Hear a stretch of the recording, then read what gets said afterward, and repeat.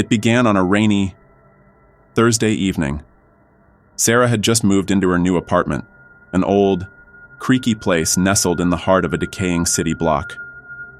The hallway lights flickered more often than they stayed lit, and the neighbors kept to themselves, their doors perpetually shut like the secrets they held inside.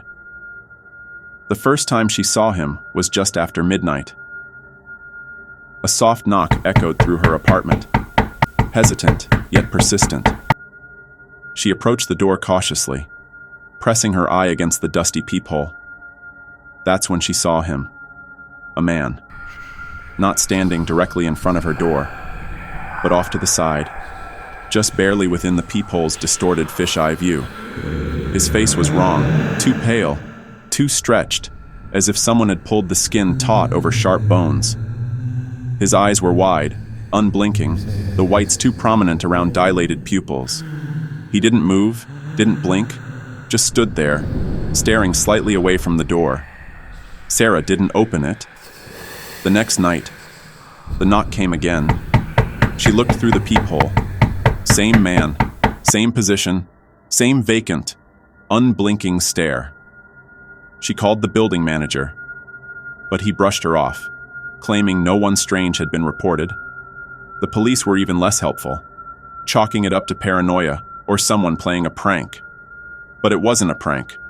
The third night, there was no knock, just silence.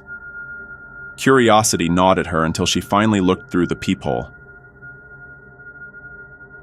He was closer this time, his face partially obscured but unmistakable. His mouth was slightly open, revealing jagged, yellow teeth. His eyes still didn't blink. She taped over the peephole. That night, she heard scratching. The next morning, she found the tape peeled away.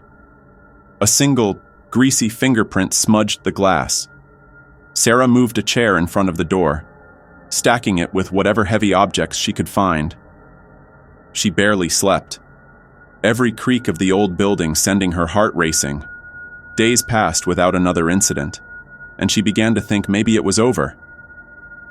Until one evening, as she sat in the dim glow of her living room lamp, she heard it. Knock, knock, knock. She didn't move, didn't breathe. The knocking grew louder, more frantic, against her better judgment. She crept to the door and glanced through the peephole. Nothing.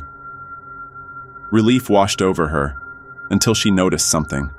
The peephole wasn't dark.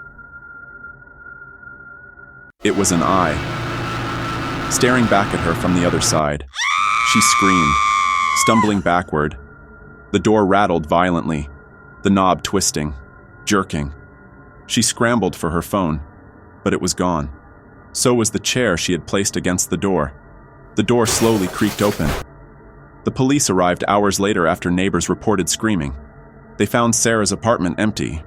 The peephole had been removed, and from the inside, smeared around the hole, were faint, bloody fingerprints. If you like this video, please don't forget to like and subscribe to my channel.